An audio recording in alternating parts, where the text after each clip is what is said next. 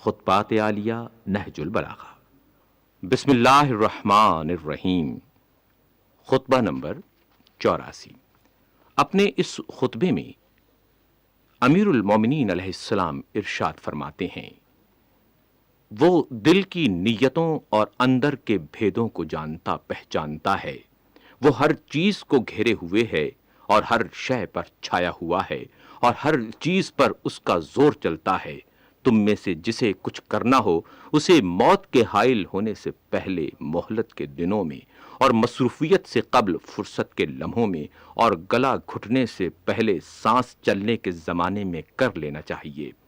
وہ اپنے لیے اور اپنی منزل پر پہنچنے کے لیے سامان کا تہیہ کر لے اور اس راہ گزر سے منزل اقامت کے لیے ذات فراہم کرتا جائے۔ اے لوگو، اللہ نے اپنی کتاب میں جن چیزوں کی حفاظت تم سے چاہی ہے اور جو حقوق تمہارے ذمے کیے ہیں ان کے بارے میں اللہ سے ڈرتے رہو، اس لیے کہ اللہ سبحانہ نے تمہیں بیکار پیدا نہیں کیا اور نہ اس نے تمہیں بے قید و بند جہالت و گمراہی میں کھلا چھوڑ دیا ہے۔ اس نے تمہارے کرنے اور نہ کرنے کے اچھے برے کام تجویز کر دیے ہیں اور پیغمبر صلی اللہ علیہ وآلہ وسلم کے ذریعے سکھا دیے ہیں۔ اس نے تمہاری عمریں لکھ دی ہیں اور تمہاری طرف ایسی کتاب بھیجی ہے جس میں ہر چیز کا کھلا کھلا بیان ہے، اور اپنے نبی صلی اللہ علیہ وآلہ وسلم کو زندگی دے کر مدتوں تم میں رکھا، یہاں تک کہ اس نے اتاری ہوئی کتاب میں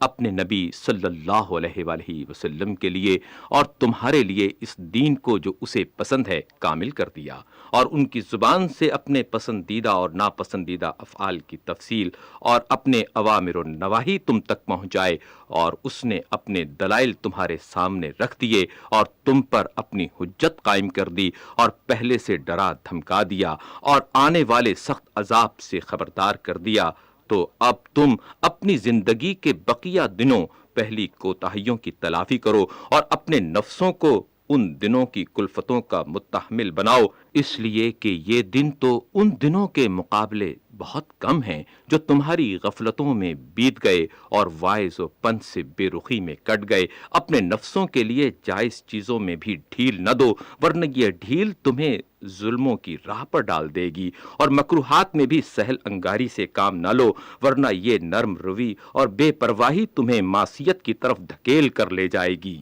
اے اللہ کے بندو،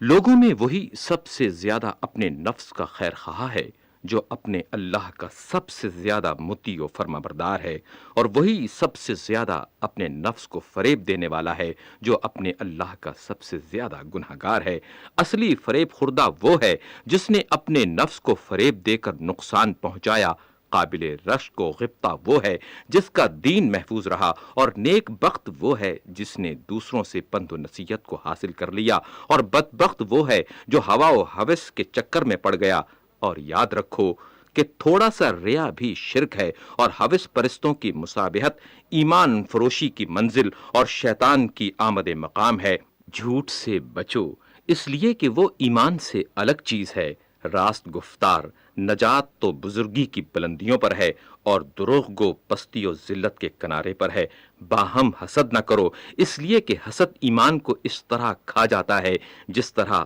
آگ لکڑی کو، اور کینہ و بغض نہ رکھو، اس لیے کہ یہ نیکیوں کو چھیل ڈالتا ہے، اور سمجھ لو کہ آرزویں عقلوں پر سہو کا اور یاد الہی پر نسیان کا پردہ ڈال دیتی ہیں۔ امیدوں کو جھٹلاؤ، اس لیے کہ یہ دھوکہ ہیں اور امیدیں باندھنے والا فریب خورتا ہے۔